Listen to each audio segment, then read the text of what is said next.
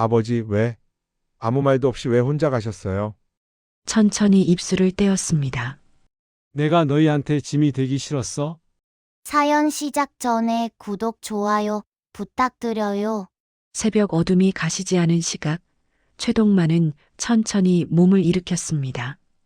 방 안에는 오래된 시계 초침 소리만 또각거리며 울리고 먼지 쌓인 창틀 사이로 희미한 빛이 들어왔습니다. 그는 손에 잡히는 대로 약 봉지를 모아 작은 비닐에 넣었습니다. 이것도 까먹었네 나도 참. 혼잣말은 낮게 흘러나왔고 그의 어깨는 전보다 더 굽어 있었습니다. 부엌으로 걸어가던 그는 잠시 멈춰 섰습니다. 가스레인지 위엔 검게 타버린 냄비 하나가 놓여 있었고 그 순간 동만의 눈빛이 잠시 흔들렸습니다. 며칠 전 물을 끓이려다 깜빡하고 외출한 일이 떠올랐기 때문입니다.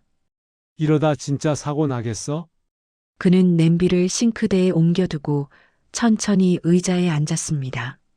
조용한 집안, 바람만 조금씩 창문을 울렸습니다. 그때 휴대폰 알림이 울리며 아들의 메시지가 떴습니다. 아버지, 이번 주에는 좀 힘들 것 같습니다. 회의가 많아서요. 곧이어 며느리의 메시지도 도착했습니다. 아버님, 요즘 저희도 사정이 복잡해서요. 병원 검사는 조금만 미뤄주세요. 그 문장을 읽는 순간 동만의 표정은 서서히 굳어졌습니다. 그는 천천히 서랍을 열고 병원 접수증을 꺼냈습니다. 치매 초기 의심, 정밀 검사 필요, 붉은 글씨가 선명하게 박혀 있었습니다. 그는 종이를 구겨버리려다 말고 고개를 푹 숙였습니다. 이거 말해봤자 뭐하냐? 저 애들 힘들게만 하지. 해가 떠오를 즈음 그는 작은 손가방을 꺼냈습니다. 옷 몇 벌, 약 봉지, 그리고 오래된 사진 몇 장이 전부였습니다. 문 앞에 서서 신발끈을 묶을 때 손이 미세하게 떨렸고 잠시 뒤 그는 현관문을 조용히 닫았습니다. 마을 버스 정류장에는 아무도 없었습니다. 그는 의자에 앉아 작은 휴대폰을 꺼내 들고 오래 바라보았습니다. 아들에게 전화를 걸까 말까 손가락만 공중에서 맴돌았습니다. 결국 그는 휴대폰을 주머니에 넣고 고개를 들었습니다. 버스가 도착하자 그는 조용히 탑승했습니다. 버스 창밖으로 스쳐가는 풍경을 바라보며 한마디 중얼거렸습니다. 이제 패 끼치지 말고 내 길 가야지. 그 버스가 향한 곳은 도시 외곽의 작은 요양원이었습니다. 그 사실을 그 시각 아들 부부는 전혀 알지 못했습니다. 아침 햇살이 들기 전 현관문 비밀번호 소리가 들렸습니다. 박상호는 출근 준비를 하다 문을 열고 멈춰 섰습니다. 거실에 있어야 할 아버지의 지팡이가 신발장에 가지런히 놓여 있었습니다. 아버지, 그는 집안을 돌았지만 방도 거실도 텅 비어 있었습니다. 싱크대에는 식지 않은 밥솥과 빈 약봉지만 남아 있었고 냉장고엔 며칠째 손도 대지 않은 반찬들이 놓여 있었습니다. 그때 며느리 김수정이 잠에서 덜 깬 얼굴로 나왔습니다. 여보, 아버님 아침 드셨어? 없어. 아침에 나간 것 같아. 수정은 한숨을 쉬며 탁자 위 서류 몇 장을 정리하려다 멈췄습니다. 정분 오빠의 통장 봉투가 비어 있는 것을 발견했기 때문입니다. 여보, 잠깐만 여기 왜 아무것도 없지? 그녀는 급히 휴대폰을 꺼내 은행 앱을 열었습니다. 잔액영원. 그 아래엔 전액 인출 540이라는 문구가 깜빡였습니다. 수정의 표정이 순식간에 굳어졌습니다. 여보 아버님 돈 다 빼갔어. 상호는 믿기지 않는다는 듯 휴대폰을 빼앗아 들여다봤습니다. 분명 며칠 전만 해도 6천만 원 가까이 있던 예금이었습니다. 둘은 바로 은행으로 향했습니다. 창구 직원은 인출 영상을 확인한 뒤 조용히 말했다. 본인께서 직접 오셔서 전액 인출하셨습니다. 직접 왔다고요? 새벽에요? CCTV 확인하시겠습니까? 모니터 속 화면에는 새벽빛 아래 모자를 눌러 쓴 동만의 모습이 선명했습니다. 지팡이 없이 혼자 걸어 들어오는 모습이 낯설 정도로 단단해 보였습니다. 집으로 돌아오는 길, 수정은 불안함에 손을 떨어뜨리며 말했다. 여보, 우리한테 말도 없이 돈을 다 뺀 거 이거 이상해. 상호는 말없이 운전대를 잡고 있었지만 땀방울이 이마에 맺혔습니다. 그는 머릿속에서 지난 며칠간 아버지의 행동을 되짚었습니다. 가스 안 끄고 잠든 날, 밥을 2번 짓던 날, 그리고 대답 없이 멍하니 창문만 바라보던 날들. 집에 도착하자 택배가 문 앞에 놓여 있었습니다. 보호자 연락 불가로 반송이라는 스티커가 붙어 있었습니다. 상호는 그 상자를 들고 거실에 주저앉았습니다. 수정은 조심스레 말했다. 여보, 혹시 아버님 우리한테 말 못할 일이 생긴 거 아닐까? 그러나 상호는 고개를 저으며 중얼거렸습니다. 아니야. 우리 아버지 그런 분 아니야. 뭔가 잘못된 거야. 그 순간 수정의 휴대폰이 울렸습니다. 요양원 상담 예약 알림 최동만님. 둘은 동시에 얼굴을 들었습니다. 그리고 서로 눈이 마주치는 순간 집안의 공기는 한순간에 싸늘하게 식어갔습니다. 요양원 안내 데스크 앞 박상우와 김수정은 굳은 표정으로 서 있었습니다. 직원은 컴퓨터 화면을 확인하더니 고개를 크게 끄덕였습니다. 네, 최동만 어르신. 이틀 전에 입소하셨습니다. 그 한마디에 상호는 다리에 힘이 풀려 의자에 털썩 앉았습니다. 그는 떨리는 목소리로 물었습니다. 왜 연락도 안 하고 여기로 오셨죠? 직원은 난감한 표정으로 답했습니다. 입소할 때 가족에게 알리지 말아달라고 강하게 말씀하셨어요. 수정은 입술을 깨물며 손을 꽉 움켜쥐었습니다. 세상이 뒤집히는 느낌이었습니다. 직원의 안내를 받아 복도를 걸어가던 그들은 문틈 사이로 보이는 노인들의 모습이 낯설게 느껴졌습니다. 한방 앞에서 직원이 멈춰섰습니다. 여기가 최동만 어르신 방입니다. 문을 열자 작은 침대 하나, 접이식 옷장 하나뿐인 방이 나타났습니다. 가방 하나와 낡아빠진 사진첩만 책상 위에 놓여 있었습니다. 상호는 가방을 열어 약봉지와 손수건을 확인한 뒤 아버지 왜 여기까지 오셨어요? 라고 낮게 중얼거렸습니다. 그 순간 직원이 사진첩을 펼쳐 보여주었습니다. 첫 장엔 공장에서 함께 일하던 동료들의 사진들이 붙어 있었고 중간에는 젊은 여자가 아기를 안고 있는 사진이 한 장 끼워져 있었습니다. 사진 뒤엔 글씨가 적혀 있었습니다. 미안했다. 평생 갚지 못한 빚. 상호와 수정은 서로를 바라보며 표정이 굳어졌습니다. 수정은 작은 목소리로 말했다. 여보, 이 사람 누구야? 진짜 몰랐던 거야? 직원은 조심스럽게 말했다. 입소 첫날 밤 어르신이 어떤 번호로 계속 전화를 거셨거든요. 직원은 통화 기록을 보여주며 덧붙였습니다. 그런데 그 번호 지금은 해지된 상태더라고요. 상호는 그 번호를 보며 얼어붙은 듯 서 있었습니다. 아버지가 사라지기 전 걸던 번호, 그리고 사진 속 낯선 여인. 그 모든 것이 맞물리는 느낌이었습니다. 방을 나서려는 순간 직원이 마지막으로 말했다. 아, 그리고요. 어르신께서 입소비 전액을 현금으로 냈습니다. 보통 그렇게 큰 금액을 현금으로 가져오시는 분은 거의 없거든요. 상호의 심장이 쿵 내려앉았습니다. 6천만 원 전액 인출, 현금 입소비, 해지된 번호, 사진 속의 여인. 그는 처음으로 인정해야 했습니다. 아버지의 선택은 충동이 아니라 무언가 계획한 행동이라는 사실을.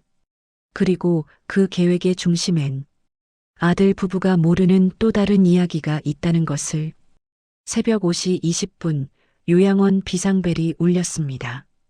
야간 근무 간호사가 복도를 뛰어다니며 문을 확인했지만 최동만의 방은 문이 열린 채 비어 있었습니다.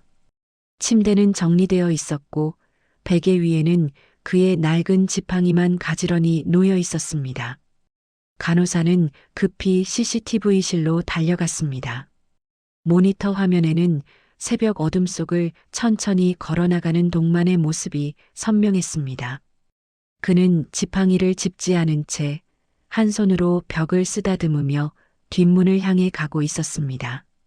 요양원 직원들은 즉시 경찰에 연락했고 수색팀이 꾸려져 요양원 주변 공원과 하천 쪽을 중심으로 탐색을 시작했습니다.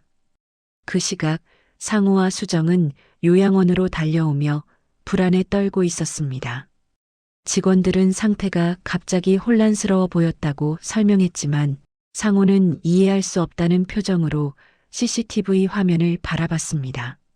화면 속 아버지는 어딘가 결심한 사람처럼 망설임 없이 걸어가고 있었습니다. 수정은 어깨를 움켜쥐며 말했다. 여보, 이거 그냥 길 잃은 게 아니야. 뭔가 찾으러 간 거야. 조사팀이 동만의 방을 수색하던 중 침대 아래에서 낡은 봉투가 하나 발견되었습니다. 봉투 안에는 남편의 오래된 손목시계가 들어 있었고 그 옆에는 짧은 메모가 붙어 있었습니다. 이게 마지막이다. 상호는 종이를 읽자마자 숨을 삼켰습니다. 어머니가 돌아가시기 전 남긴 시계였고 평생 아버지가 손에서 놓지 않던 물건이었기 때문입니다. 하지만 더 충격적인 것은 두 번째 봉투였습니다. 그 안에는 송금 내역이 인쇄된 서류가 담겨 있었고 수정의 계좌로 4,800만 원이 이체된 기록이 정확히 찍혀 있었습니다. 수정은 절규하듯 말했다. 나 진짜 받은 적 없어. 이거 뭐야, 나 몰랐어. 경찰은 이체 경로를 추적했지만 돈은 차명 계좌 여러 개를 거쳐 이동된 뒤 흔적이 사라져 있었습니다. 그 시점부터 사건은 단순 실종이 아닌 고령자 재산 이동 사건으로 바뀌었고 언론은 빠르게 기사를 내기 시작했습니다. 78세 노인, 전 재산 인출 후 요양원에서 실종. 아들 계좌로 거액 송금 가족 간 갈등인가? 상호는 모든 상황을 부정하려 했지만 점점 아버지의 행동엔 일정한 목적과 계획성이 있었다는 감각만 깊어졌습니다. 그리고 마지막으로 발견된 CCTV 장면은 모든 사람을 침묵하게 만들었습니다. 강둑 근처 동만이 두리번거리며 하늘을 바라보다 천천히 쓰러지는 모습이 흐릿하게 찍혀 있었습니다. 그 장면을 본 순간 상호는 두 손으로 얼굴을 감싸며 숨을 삼킬 듯 떨었습니다. 아버지가 왜 그 길을 선택했는지 그 답은 이제 곧 드러날 참이었습니다. 경찰은 마지막 CCTV가 찍힌 강둑 주변을 중심으로 야간 수색을 확대했습니다. 수풀을 뒤지고 물가를 비추는 동안 수색견이 갑자기 짖기 시작했습니다. 그곳에서 동만의 지갑이 발견되었습니다. 지갑 안에는 신분증과 병원 진단서, 그리고 또 다른 메모가 들어 있었습니다. 메모에는 단 한 줄이 적혀 있었습니다. 나는 오래전부터 준비하고 있었다. 수정은 그 문장을 보며 손으로 입을 틀어막았습니다.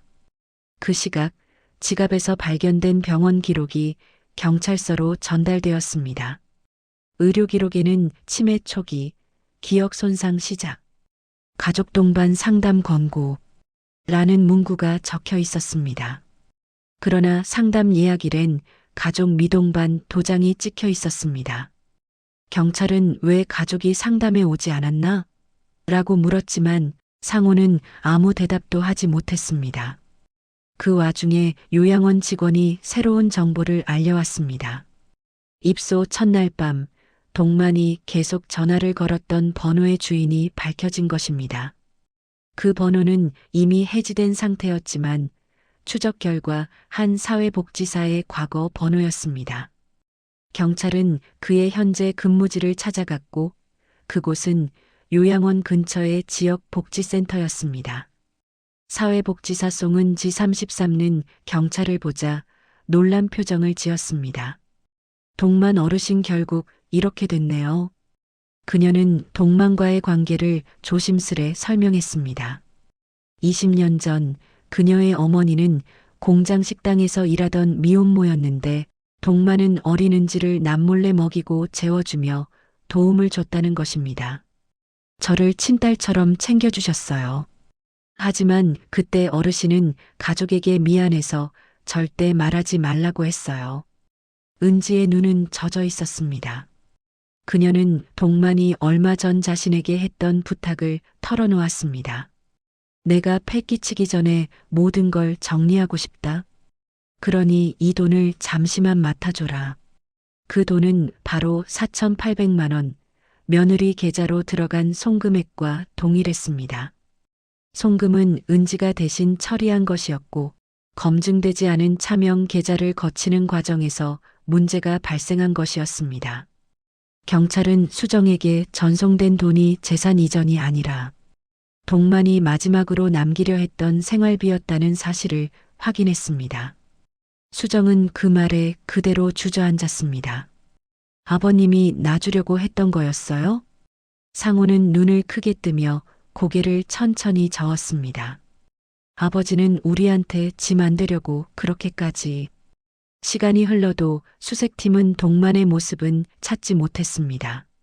하지만 옆 공원에서 발견된 그의 지팡이와 발자국은 그가 누군가를 기다리며 그곳을 떠나지 않았다는 증거였습니다.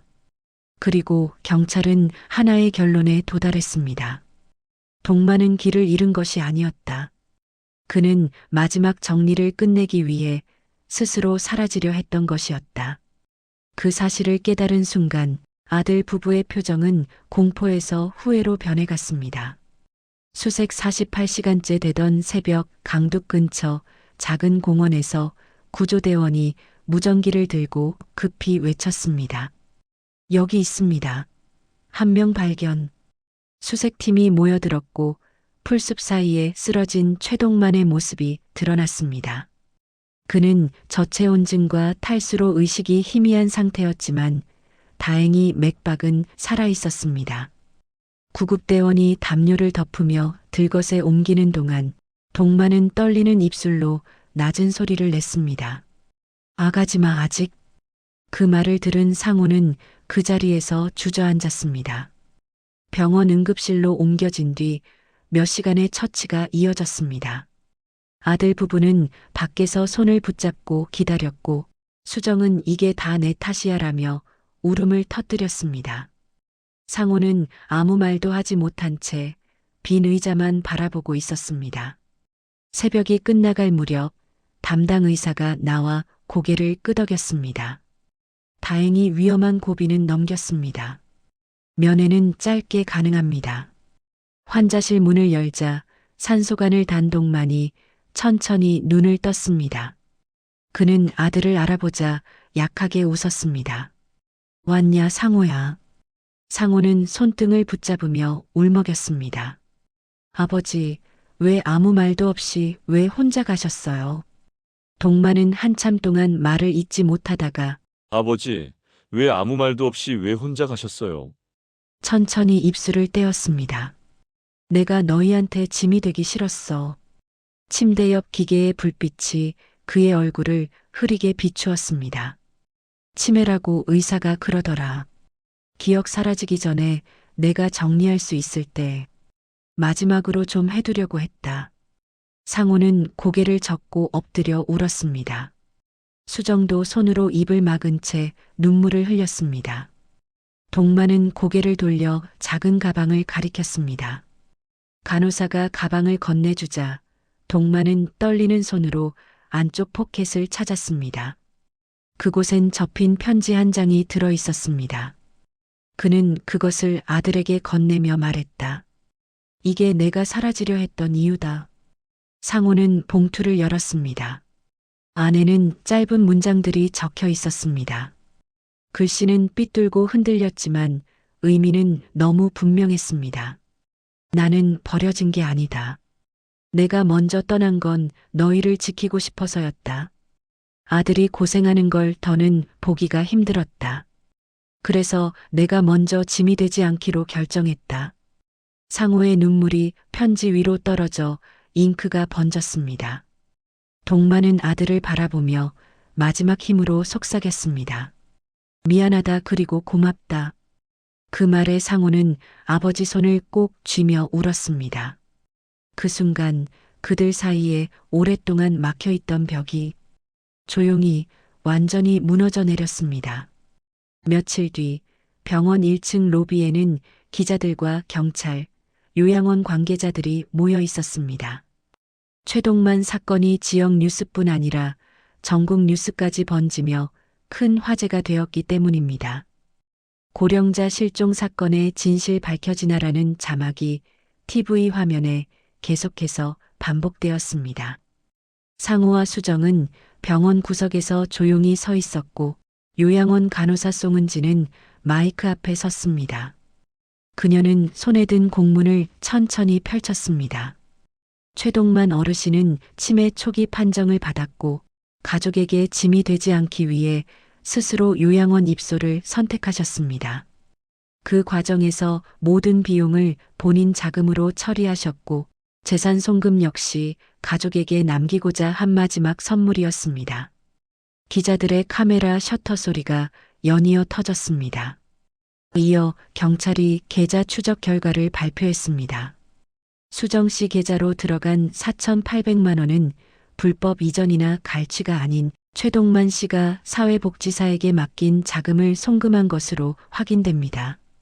차명 계좌를 거치며 오류가 발생했을 뿐 어르신의 의도는 가족에게 남기고 싶다는 것이었습니다. 그 말에 사람들의 표정이 흔들렸습니다. 요양원 원장은 기자회견에서 말을 이었습니다. 어르신은 마지막까지 가족 걱정을 놓지 않았습니다. 오히려 자식이 욕먹을까 두려워하며 나이가 들면 내가 먼저 사라지는 게 애들한테 편하다고 하셨습니다. 그 말에 수정은 두 손으로 얼굴을 가리고 흐느꼈습니다. 오후가 되자 커뮤니티 댓글들은 흐름이 완전히 바뀌었습니다. 노부모 방치? 사실은 그 반대였네. 아버지 너무 짠하다. 우리 부모님 생각난다. 이 시대의 진짜 효는 서로 짐이 되지 않으려는 마음이구나. 수정은 휴대폰을 내려놓고 멍하니 창밖을 바라봤습니다. 그녀의 얼굴에는 후회와 자책이 뒤섞여 있었습니다. 그날 저녁 동만의 병실로 돌아온 상호와 수정은 침대 옆에 놓인 작은 화분을 보았습니다. 요양원 간호사가 두고 간 화분이었습니다. 최동만 어르신 쾌유 기원. 흰 종이에 적힌 글씨 아래 작은 새싹이 얼굴을 내밀고 있었습니다. 상호는 아버지의 침대 옆에 앉아 조용히 손을 잡았습니다. 아버지, 이제 누구도 욕하지 않아요. 아버지가 어떤 사람이었는지 다 알게 됐어요. 동만은 힘겹게 눈을 떴고 약하게 웃었습니다. 그 미소엔 더 이상 숨길 것도 두려울 것도 없었습니다. 그리고 그 순간 아들 부부는 완전히 깨달았습니다. 아버지가 그토록 외로운 선택을 했던 이유는 가족을 떠난 것이 아니라 끝까지 가족을 지키려 했던 선택이었다는 사실을. 몇 달 후 최동만은 병원에서 퇴원해 아들 집으로 조용히 돌아왔습니다. 거실 한쪽에는 그를 위해 마련한 작은 안락 의자와 전용 조명이 놓여 있었고 창밖에 햇살이 들어오면 의자 위에 따뜻하게 쏟아졌습니다. 상호는 매일 아침 아버지의 약을 챙기며 일찍 일어났고 수정은 밥상을 차리며 아버님, 입맛에 맞으세요? 라고 부드럽게 물었습니다. 한때 얼어붙었던 공기 대신 집안엔 잔잔한 말소리와 따뜻한 냄새가 퍼졌습니다. 동만은 기억이 흐릿해지는 날이 늘어났지만 가끔씩 깨어있는 순간에는 손주에게 미소를 지어 보였습니다. 손주가 할아버지, 나랑 그림 그릴래요? 라고 손을 잡아 끌면 그는 천천히 고개를 끄덕이며 아이 옆에 앉았습니다. 색연필을 쥔 그의 손은 느렸지만 표정만큼은 편안했습니다. 어느 날 오후 가족이 거실에서 함께 차를 마시고 있을 때였습니다. 동마는 불려진 듯 책상 쪽으로 천천히 걸어가 서랍에서 접힌 종이를 꺼냈습니다. 상우가 다가오자 그는 그 종이를 아들에게 건넸습니다. 이거 너한테 주려던 건데 그때는 못 줬지. 목소리는 약했지만 그 안엔 단단한 결정이 담겨 있었습니다. 상우가 편지를 펼치자 짧은 글귀가 눈에 들어왔습니다. 나는 이제 짐이 아니다. 너희가 나를 집으로 데려왔으니 이제야 내가 가족이란 게 뭔지 알겠다. 글씨는 흔들렸지만 뜻은 누구보다 분명했습니다. 수정은 눈물을 훔치며 조용히 자리 옆으로 다가왔습니다. 아버님, 앞으로는 저희가 지켜드릴게요. 동마는 미소를 지으며 고개를 살짝 끄덕였습니다. 창밖에는 늦은 오후 노을이 들기 시작했고 붉게 물든 햇살이 거실을 가득 채웠습니다. 그날 이후 상훈의 집은 더 이상 조용한 집이 아니었습니다. 아버지의 웃음소리, 손주의 발소리, 부부의 대화가 매일 이어졌습니다. 동마는 어느 순간 기억을 놓쳐도 가끔씩 가족을 바라보며 중얼거렸습니다. 내가 잘 왔구나. 노을 속에서 그 가족의 하루가 다시 흘러가기 시작했습니다. 그리고 동만의 자리는 더 이상 외로운 공간이 아니었습니다.